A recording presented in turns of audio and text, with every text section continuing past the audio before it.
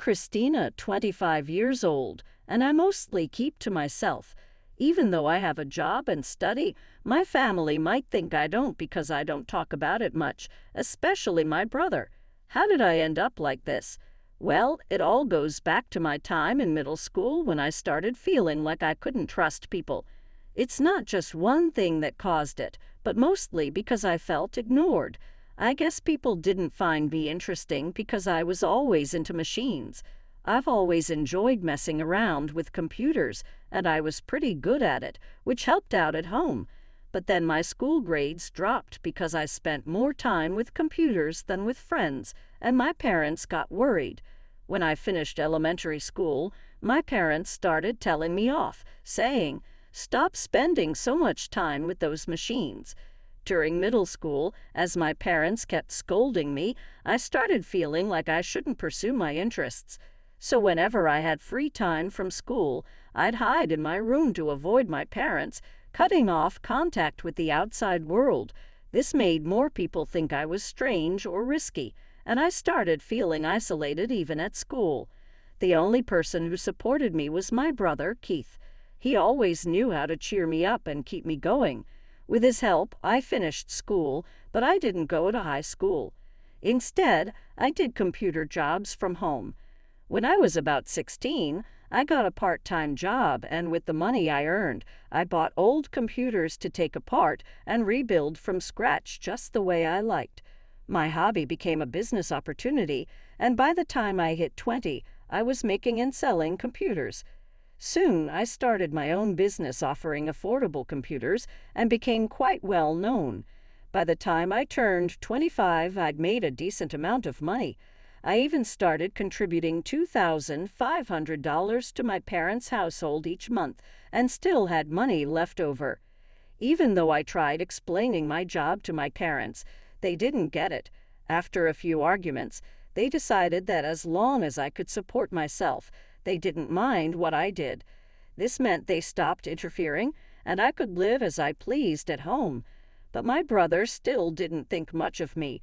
My brother used to be my ally, the one who understood me best when I was in school. He was really kind, but maybe he got tired of his sister who was still at her parents' house tinkering with machines even after turning 20. Over time, he started treating me harshly whenever he saw me. Since I didn't keep quiet about it, we ended up having more conflicts, and now we're not on good terms. Things got even worse after my brother got married. His wife, who we'd known since high school, never really liked me. After hearing about me from my brother, she didn't want to be my sister-in-law and seemed to influence my brother against me. Because of this ongoing situation, I became known as the troublemaker at home. Even though I stayed in my room most of the time, I felt my heart breaking from all the hostility directed at me, which was different from my parents' concerned words. Suddenly, my parents' home, once a cozy sanctuary despite the criticisms, turned into a hostile environment. I no longer felt comfortable there, and it seemed like my parents were being swayed against me. While my allies disappeared, even though I had my own income and contributed to the household expenses, my brother and sister-in-law, who didn't understand my work, saw me as a burden. They started talking about kicking me out and taking over the house. Feeling disconnected from my brother and his plans, I figured leaving wouldn't make much of a difference. Once I found a new place, I wouldn't have to contribute to household expenses anymore, which meant I could save that money instead. It was kind of a silver lining. As I was thinking about moving out, my brother brought up the topic of inheritance out of the blue. He seemed to think that our parents' financial comfort, despite my lack of a traditional job, was due to their wealth. So when the idea of me leaving came up, he suggested, since we'll be taking care of Mom and Dad, we should inherit their assets. You should give up your share of the inheritance. But the truth was the reason our parents could enjoy their lives without working was because I was covering their living expenses. I didn't think they could manage without that money. My brother saw me as nothing but a burden. Despite feeling like leaving was the best option, I decided to ask one more time out of kindness, "Are you really okay with me leaving?" My brother just laughed and said, "We'd be happy if you left already." It became clear once again how little he understood. I felt sorry for him and his wife, which made me even more determined to leave. A few days later, I was still in my room, and my brother and sister-in-law were relentless in their efforts to get me out. They kept knocking on my door, convinced Mom to stop cooking for me, and even told me to do my own laundry. But these were all things I'd have to do if I lived alone anyway. I wasn't going to just sit back and let them take my place away from me without a fight. Sure, I wasn't happy about it, but I wasn't about to accept it either. I was being unfairly pushed out, and I wasn't going to take it lying down. Unskilled with machines, something my brother seemed to forget, he didn't realize the power I had with a computer at my disposal. I wasn't the type to quietly obey orders and leave. My brother's marriage, with me as the reclusive sister, was the only chance for our parents to have a grandchild. They were so focused on that they didn't see how wrong it was for me to leave. So I decided to set up a little surprise for them, a trap that would spring into action as soon as I left the house.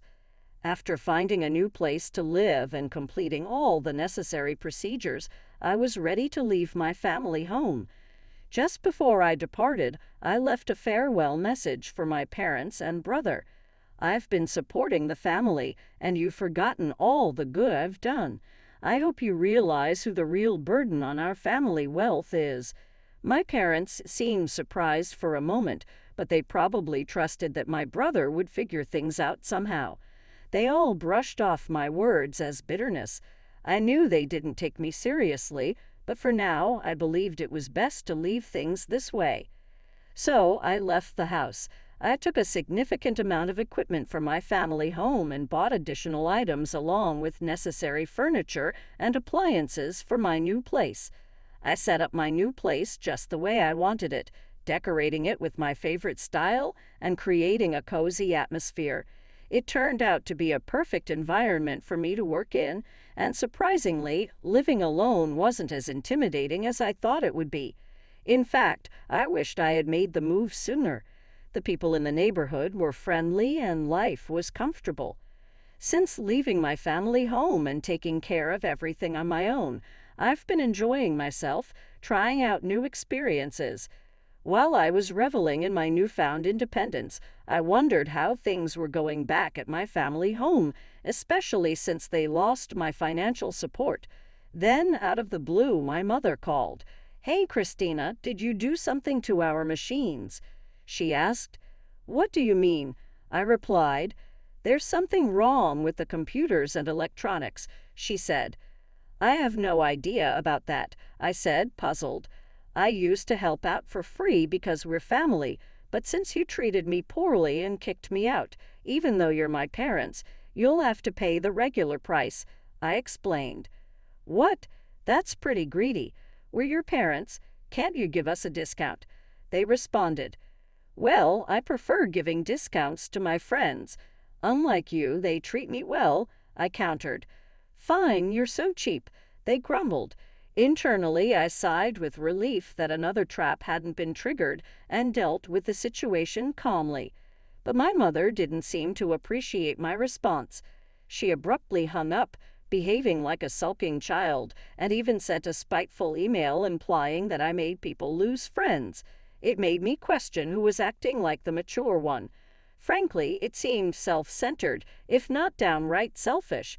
As for what I did to the family computer, I simply restored all the adjustments I had previously made for free back to their original settings. To someone unfamiliar, it might seem like the computer malfunctioned on its own. When I suggested they contact the company for repairs as an individual, they got upset, but I expected as much, so I let it go. 6 months after leaving home and settling into my new life, my father called me. "I hate to ask, but can you lend me some money?" He said. "What do you mean? Lend you money?" I responded. "Your brother and his wife have been spending recklessly. They think we're rich and keep complaining, asking for money to buy this or go there," he explained. "I have no idea about any of this. Why do you always come to me with everything? I've heard of daughters who live alone sending money home, but parents asking their children for money. Shouldn't it be the other way around? Out of generosity, I questioned. It's not that simple, he replied. Well, even $500 would help, he added. I'm not giving you anything. I won't lend you money either. I have no intention of financially supporting you anymore, I firmly stated. Of course, I'll work on your machines if you pay for my services, I replied calmly. You've really become stingy, they retorted. I guess Mom was right about you. They went on, complaining about my unemployed years, but I didn't let it bother me. I just ended the call. My father didn't send any emails, but he started calling me multiple times a day, which I found annoying. What troublesome parents I have, I thought to myself. A few days later, my brother, sounding desperate, called me. When I asked why they kept contacting me, he asked, "Do you know why our family was wealthy?" It seemed like he suspected their financial situation had worsened since I moved out. But it was too late. My current home was my sanctuary. My work and life were all centered around this house, and I had no intention of leaving it again. Could it be that our family's wealth came from the $2,500 I was contributing each month? I pondered. I didn't have to give that much, but I felt grateful for my upbringing, so I willingly contributed more. But now, why would I continue supporting a home that kicked me out? It didn't make sense, right? So that's when Mom and Dad's finances took a hit. My brother realized, I'm sorry, but even if you asked me to come back, I have no intention of doing so, I replied firmly. I understand now that what happened was wrong. I'm sorry, but it's too late for apologies. I have no plans to have any involvement with you in the future. Please don't call me anymore. Hey, wait, my brother protested, but I ended the call. When I left home, I made a vow never to be drawn back into their drama. Forgiving them wasn't something I could do easily. I decided to cancel my cell phone contract to avoid the constant calls. 5 years have passed since then, and I've moved on. I got married and started a new chapter in my life. My partner is in the same line of work as me, so he understands my lifestyle and helps out with household chores. Although I thought about reaching out to my parents, since they're family, I felt it was too late. I hadn't made any attempts to reconnect. However, my husband expressed an interest in meeting my parents and learning about their current situation to gain insight. I hired a detective to investigate. What we discovered was shocking.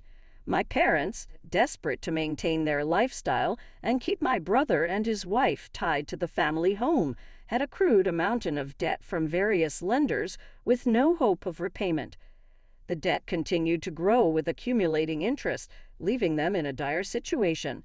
The debt for my parents alone exceeded $100,000, and their house had been used as collateral. Now, where our family home once stood, there is only an empty lot.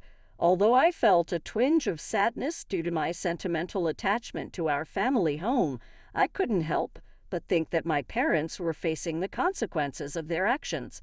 I decided to look into my brother's current situation. It appeared that my brother had suggested a divorce due to his wife's extravagant spending habits, but she vehemently opposed the idea. They were now embroiled in a drawn-out divorce lawsuit, which was draining both their time and finances. His wife had hired a lawyer and was resisting the divorce, refusing to let go of my brother, leaving them at an impasse. Despite rumors, my brother and his wife hadn't yet had children. To confirm, I sent the detective to the hospital where they were being treated. It turned out my brother was indeed infertile, nearly incapable of producing sperm, making natural conception highly unlikely. My parents, who had pinned their hopes on having grandchildren from my brother and his wife, were disappointed and ended their cohabitation. The family home had to be sold to settle the debt, marking the sad state of my family. This distressing reality became apparent after a cursory investigation. It was evident that engaging with them in this condition wouldn't be beneficial for me or my husband. Now I have a loving husband, 4 children, and a dog. We've purchased a spacious home and are living the life my family once dreamed of. If they were aware of our situation, they might try to exploit it, which I couldn't bear. As soon as I learned about this, I went to the local office and arranged for my personal information to be accessible only through formal disclosure requests.